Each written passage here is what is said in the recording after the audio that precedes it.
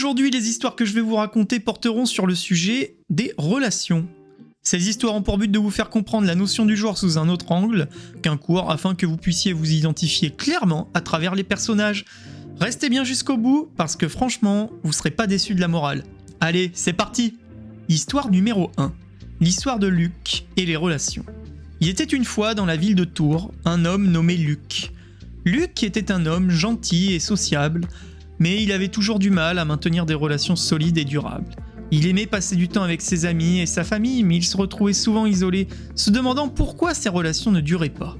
Un jour, Luc décida de rendre visite à son grand-père, Pierre, qui vivait dans une maison de campagne. Pierre était un homme sage et respecté pour tous ceux qui le connaissaient. En arrivant chez son grand-père, Luc partagea ses préoccupations.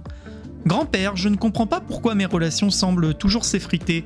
Qu'est-ce que je fais de mal ?» demanda-t-il. Pierre, après avoir écouté attentivement, répondit « Luc, les relations humaines sont comme un jardin. Elles demandent du temps, de l'attention et des soins constants pour fleurir. Permets-moi de te raconter une histoire.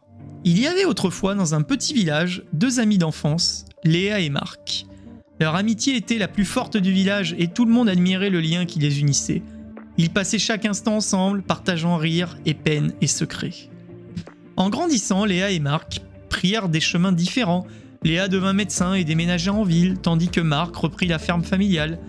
Au début, ils restaient en contact, s'écrivant de lettres et se rendant visite dès que possible. Mais avec le temps, les communications devinrent de moins en moins fréquentes. Les responsabilités et les préoccupations quotidiennes de chacun les éloignaient peu à peu. Un jour, Marc décida de visiter Léa à la ville. Il avait l'impression que leur amitié s'était affaiblie et voulait comprendre pourquoi. Lorsqu'il arriva chez elle, Léa fut ravie de le voir, mais Marc remarqua qu'elle semblait préoccupée. Ils parlèrent longtemps et Marc comprit que la vie de Léa était devenue très occupée entre son travail à l'hôpital et sa nouvelle famille. Marc se rendit compte que malgré la distance et le temps, ils tenaient toujours énormément à leur amitié. Il décida de ne pas laisser leur relation se faner. Il prit l'initiative de renouer les liens en proposant des appels réguliers et des visites planifiées. Léa, touchée par l'effort de Marc, fit de même. Petit à petit, leur amitié retrouva sa force d'antan. Ils apprirent à s'adapter aux nouvelles circonstances de leur vie et trouvèrent des moyens de rester connectés. Marc comprit que les relations demandent des efforts continus et que la distance ou le temps ne doivent pas être des obstacles insurmontables. Après avoir raconté cette histoire, Pierre regarda Luc dans les yeux et lui dit « Les relations, qu'elles soient amicales, familiales ou amoureuses, nécessitent des efforts constants. Il ne suffit pas de simplement être présent au début, il faut les nourrir et entretenir ces liens, même lorsque la vie devient compliquée.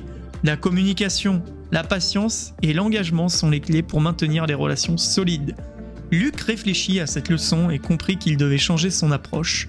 Il commença à prendre des initiatives pour rester en contact avec ses amis, à faire des gestes de gentillesse et à montrer son appréciation pour ceux qu'il aimait.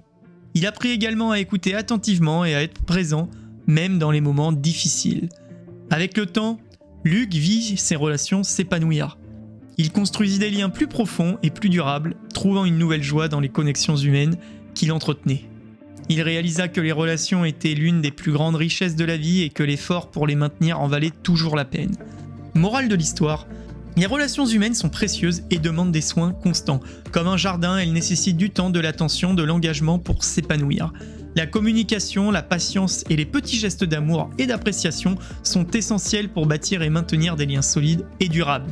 Petite parenthèse avant la suite de cette vidéo et la deuxième histoire, oublie pas de t'abonner si cette vidéo te plaît, ça m'encouragera à faire plus de contenu et n'hésite pas à me faire part de quel sujet tu aimerais traiter dans les prochaines vidéos, je lis tous les commentaires. Allez, je te remercie par avance. Deuxième histoire, l'histoire de Claire et les relations. Il était une fois dans la belle ville de Lyon, une jeune femme nommée Claire. Claire était une personne chaleureuse et toujours prête à aider les autres. Elle était entourée d'amis et avait une famille aimante. Mais malgré cela, elle se sentait souvent seule et incomprise. Claire se demandait pourquoi, malgré ses efforts, elle avait du mal à se sentir vraiment connectée avec les gens autour d'elle. Un jour, après une semaine particulièrement difficile au travail, Claire décida de rendre visite à sa tante Sophie, qui vivait à la campagne. Sophie était une femme sage et toujours de bons conseils. Claire espérait que sa tante pourrait l'aider à comprendre ce qui n'allait pas. En arrivant chez Sophie, Claire se sentit immédiatement apaisée par l'atmosphère sereine de la maison. Elles s'assirent dans le jardin, entourées de fleurs éclatantes et du chant des oiseaux. Claire expliqua ses sentiments de solitude et de déconnexion à sa tante.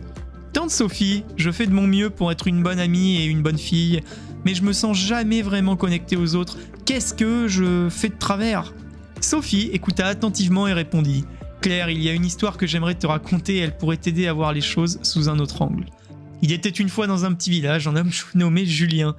Julien était connu pour sa gentillesse et son dévouement envers les autres. Il aidait les voisins, faisait du bénévolat et passait beaucoup de temps à écouter les problèmes des autres. Malgré tout, Julien se sentait souvent épuisé et peu apprécié. Il ne comprenait pas pourquoi, malgré tous ses efforts, il se sentait si vide. Un jour, une vieille femme sage du village nommée Marguerite remarqua la tristesse de Julien et s'invita à prendre le thé. Pendant qu'il buvait le thé, Marguerite lui dit « Julien, tu es une personne merveilleuse et généreuse. Mais il y a une chose que tu oublies pour que tes relations soient épanouissantes. Tu dois d'abord te connecter à toi-même. Si tu donnes tout aux autres sans te donner à toi-même, tu finiras par te vider. » Julien réfléchit à ces mots et réalisa qu'il avait toujours mis les besoins des autres avant les siens, oubliant de prendre soin de lui-même. Marguerite lui proposa de commencer par de petites choses, prendre du temps pour ses hobbies, méditer et réfléchir à ses propres désirs et besoins. Avec le temps, Julien suivit les conseils de Marguerite. Il commença à s'accorder du temps pour lire, peindre et se promener dans la nature. Il apprit à dire non quand il se sentait dépassé et à exprimer ses propres besoins et sentiments. À mesure qu'il se connectait à lui-même, il remarqua que ses relations avec les autres devenaient plus profondes et plus authentiques. Ses amis et sa famille commencèrent à voir en lui quelqu'un de plus équilibré et heureux. Marguerite avait raison.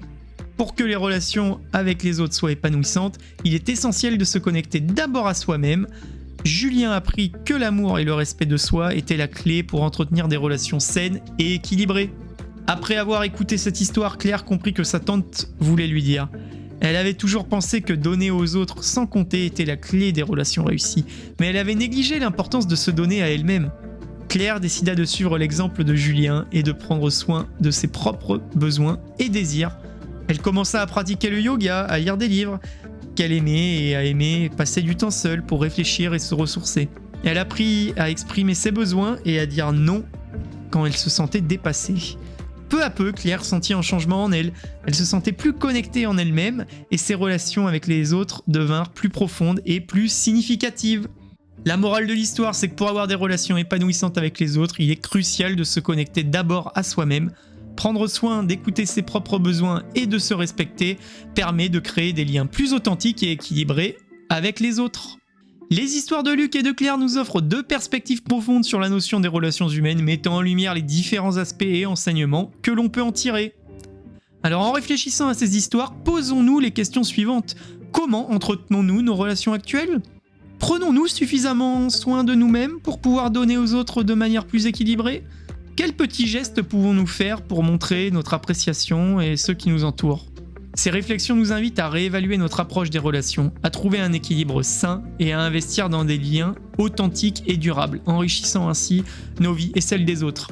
Allez, je vous mets au défi, relancez 3 de vos amis où les relations finalement se détériorent. Et bien là, vous allez en relancer 3. Allez, je compte sur vous. Et voilà, c'est tout pour aujourd'hui. J'espère que cette vidéo vous a plu autant qu'à moi de la réaliser. N'hésitez pas à me dire en commentaire quel sujet vous voulez traiter et nous le traiterons en large et en travers. Si vous avez aimé cette vidéo et que vous ne faites pas encore partie de la famille, je vous invite à vous abonner dès maintenant et à activer les notifications pour ne rien rater des prochaines publications. Ensemble, devenons plus intelligents.